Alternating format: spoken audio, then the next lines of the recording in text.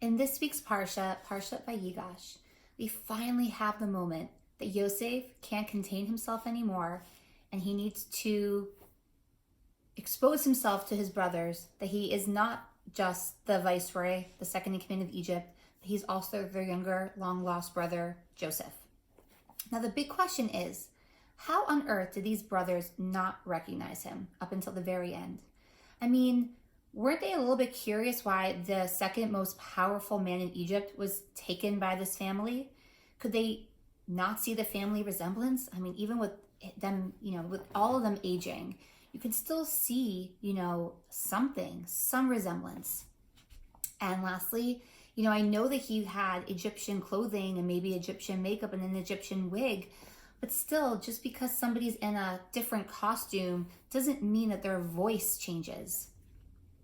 Anyways, the beautiful, or I should say the more powerful idea to me, and why the brothers did not recognize Yosef, is because no matter how high Yosef climbed, they still saw him as their younger, annoying little brother who they hated so much that there was no way imaginable that that little brother could become this head person in Egypt.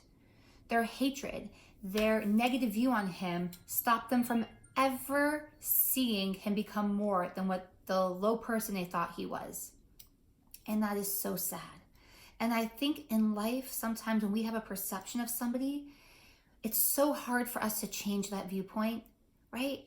Like whether it's somebody who's harmed us or even worse. Sometimes we don't even know someone. We hear some gossip about them, and then when we finally meet them, we already are viewing them negative. And what we learn from the brothers is that it is very difficult to change your perception of somebody. And it just has the worst possible consequences. Because of course, when Yosef finally does tell them, it's I, Yosef, your brother, they were so consumed with hate for him that their hate immediately turned to fear. Because they thought, if we hate him, we've done this to him, he must, want to kill us. He must want to punish us. But life is always about turning fear into love. So always give people the benefit of the doubt. And if somebody claims that they've changed, look really hard, try really hard to seek out the change and the good in the person. Don't try and look for the bad and say, oh, see, I caught them again. Because we always can be more good than bad. It's what we focus on. Shabbat Shalom.